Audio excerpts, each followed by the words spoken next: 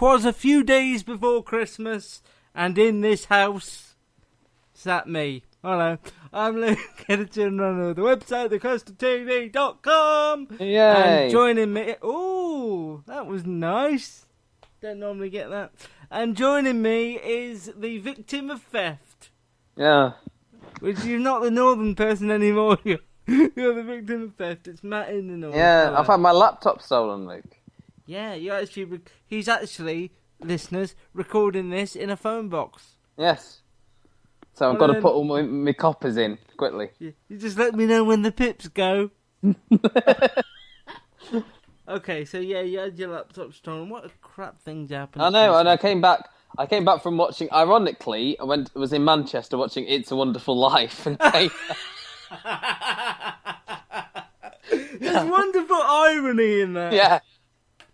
Alanis Morissette could write a whole song just about that. What's that you ought to know? You want to know that something bad was going to happen to you.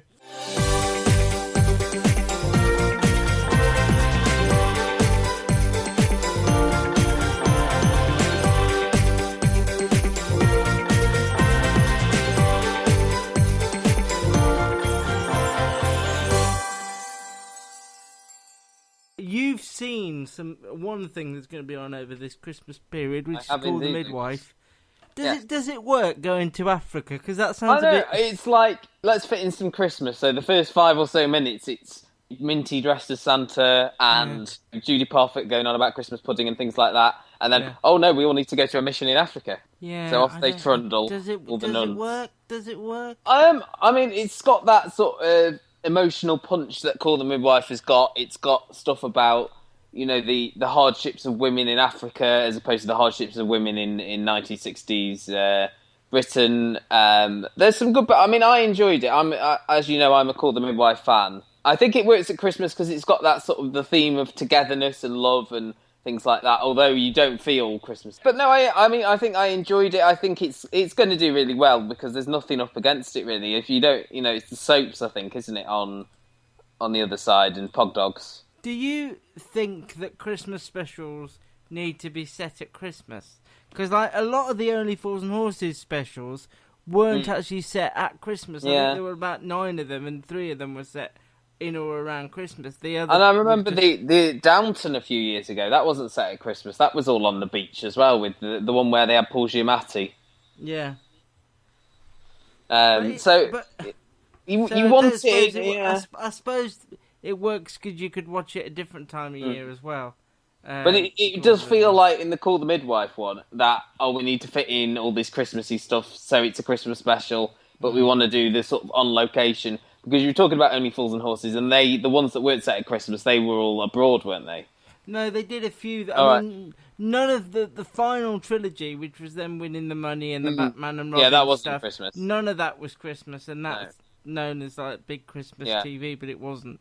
No. In answer to your question, probably not. I do think that ITV have taken a gamble putting Maigret on Christmas Day. It seems an interesting choice. Because you've got Maigret. I mean, it's even more of a gamble when you think that it's the first half an hour will be up against the last half an hour of Call the Midwife. Because Call the Midwife's 8 till 9:30. And I don't know whether the first one set the ITV, ratings alike. But I would have swapped that round with what they've got on Christmas Eve and had Grantchester, because that's a more known commodity, and it does Are they thinking Grantchester audiences Call the Midwife audience, so we don't want them to... Although they could have scheduled it like 9:30 to 10:30, so they're not up against Call the Midwife, really. Because they've got EastEnders starts 9:30 to 10:30, so surely they could have slotted in a Corrie or something. It's been a recent development, well, probably the last 4 years, that EastEnders has been the big thing 9:30 in prime time on BBC. Well, they used to split it up, didn't they? You used to have one. Remember, yeah. You used to have like a 6:30 and then an 8:30/9 o'clock, didn't you? Before, like Jonathan Creek or Men Behaving Badly, or But I don't like it being in prime time. It just tells me that the Beeb have got nothing else for that slot, and it's a shame. Have one at either end of Call the Midwife, maybe, or something. I mean, I would say 9:30 to 10:30 is almost too late to be prime time. Yeah, I think Call the Midwife has the big primetime slot, the hour and a half that it's got this year, which is quite excessive, but it does work. It's almost like a sort of feature-length film. You know? One of the things I've seen the majority of is Outnumbered, which I was very sceptical of. I haven't seen it all, I'll confess. Luke. Aren't the kids... Yes. Oh, no. The kids are older, and they have older faces, and older hair, and older heads. Yeah, but it works. Inform the authorities. But it works. In my eyes, it works, and it doesn't pretend to be outnumbered as we knew it. It moves on. People get older. I read in the Christmas Radio Times. I didn't realise this. Is it Daniel Roach who plays Ben? Yeah. He's now a semi-pro rugby player. No way. Yeah. He's in like the junior team for. Oh, I don't know sports. You don't know sports. Yeah, I don't know why you started that. Just finish it with... Is that Wasps? Wasps could be, or Ants or something, yeah. Could be. Spoilers, but appearances from Don't Take My Babies, Ruth Madeley and Mark... Sorry, Luke, don't you mean The Levels, Ruth Madeley? Sorry, yes, The Levels. The Levels, Ruth Madeley. Fool. And Mark Benton as well, who's very good in it. Pops up in everything, really, Mark Benton. Yeah, he's just free, I think. But it does work. My issue with it is the scheduling again. I don't When's understand. it on? Boxing Day, fine. Don't have a problem with it being on Boxing Day. 10 o'clock. Is that after Witness for the Prosecution? Yeah, I'd put it on before that. I don't know why it's on 10 o'clock. There's nothing offensive in it. It's a family sitcom. Because it used to be. I remember it used to be pre-watered. Like they used to air it on a Saturday, didn't they? One series. I mean, you would have been in the States at the time, but one of the series. I think it was 2008 because it was when I was living in London. Don't get this wrong. Would that be series 2? Yeah. 2008. It was on sort of after Strictly on a Saturday night. So like 8:45 or something like that. That's where it should be. Why not put it on for the family before Witness for the Prosecution about 8:30, 8 o'clock? Because they've got still open all hours on. Christ. If we just zoom back to Christmas Day, they've got this bake-off, haven't they, as well, which seems a bit strange. It's not exactly... I don't know whether it's the Beeb going, we've got it, but we're not going to really promote it heavily, because that's in a weird place. One of them is on Christmas Day at 4:45, and the other's on Boxing Day at 7 o'clock. 4:45. What's the thinking about that? Most people will have eaten. Yeah, I mean, when do you eat, Luke?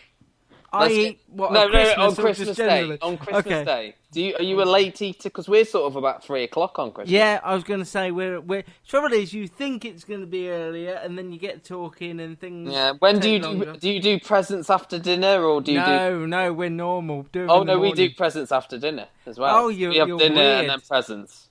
You're weird.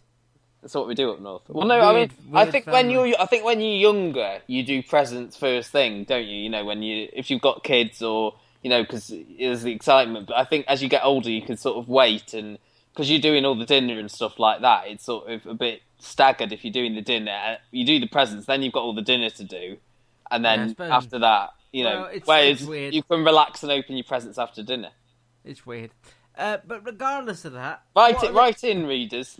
Readers. Write in, readers. Yeah, that'll do it.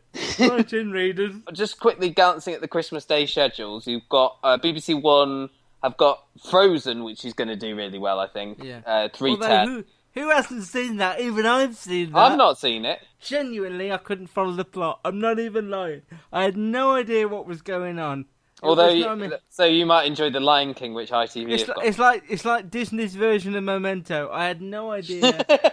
I had no idea what was going on. It was like 1 minute she was fine, next minute she's frozen. Why? I don't know. They're singing. I like the song. What do you think about Doctor Who? I don't watch it, as you know, but having a superhero plot. The trailers looks positively awful on the trailers. I'll give it a go, because I think Doctor Who at Christmas, it's always a bit of a sort of diversion. I really like last year's special, only because it was Peter Capaldi with Alex Kingston, and they had like really good chemistry, the two of them, and it was really sort of intriguing. I mean, she sort of plays the vampy character in Doctor Who, and Matt Lucas is back. He was in the special last year.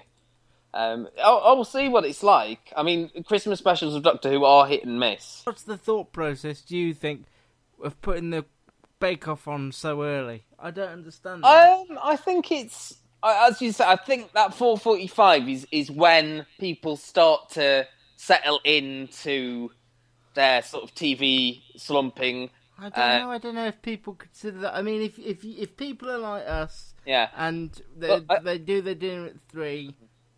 But then again, there's people who have their dinner at 12 and then are in from like the Queen onwards, which is on at 3:00, and then they're back at work at 5. I know.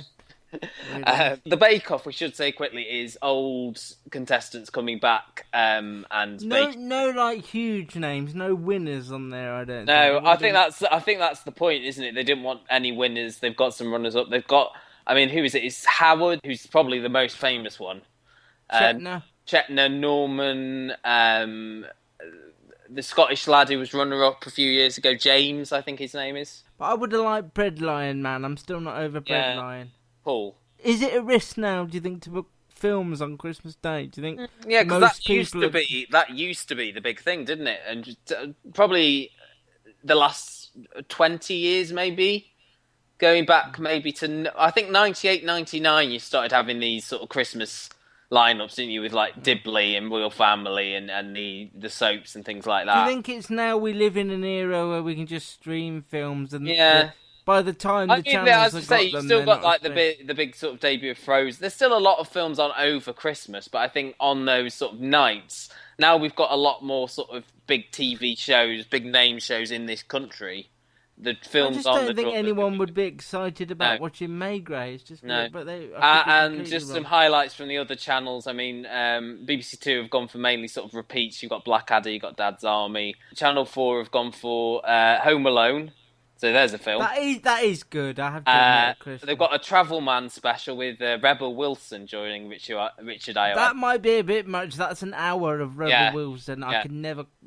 And then they've got the Gogglebox Best of the Year special. Just quickly on Gogglebox, Sandra and her daughter. No, Sandy. Sandy's gone. Sandy's gone. She's got a music career in quotation marks. So she's been joined by her daughter, whose name is unpronounceable. Whose name, even her daughter, isn't sure how to pronounce. Sanchez or Chanchez. Yeah, Chanchez. But it worked. It worked for me. Yeah, no, I like that. Yeah, it was nice to have. I mean, Sandra's always been the draw of that. And actually, they didn't make a big thing of it, but I saw a lot of the Gogglebox families I still see on Twitter talking about it. It was actually on Friday just gone was their 100th episode. Yeah, I saw that on Twitter. I think I saw Leon and June tweet about that. I mean, to be fair to all the channels, there's so much choice. So much. Well, I mean, you've got the sort of Father's Ted Christmas special. More Full rolls that out every year. Love it. Still love it. So yeah, I mean, there's a lot of choice for everyone, and as you say now, in the era of streaming, people can always go to Netflix and things like that. We will have the sort of traditional story that we get every year that it's not less people are watching TV now, and blah blah blah, and the Christmas figures are down on last year, but that's because there's so many more options now, isn't there?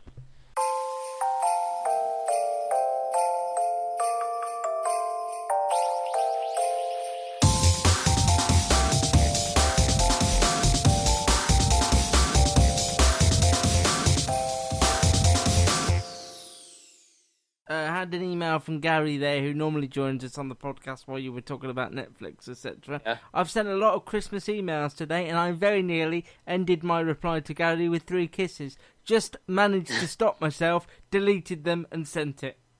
But that would have been an interesting scope.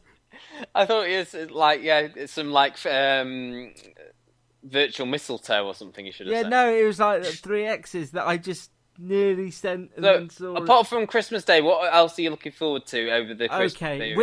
Witness for the prosecution, just because I loved And Then There Were None, and Sarah Phelps does these things really well. Actually, Revolting Rhymes might be interesting. I'll reserve judgment on it. Outnumbered, we've already spoken about. What about Marigold Hotel?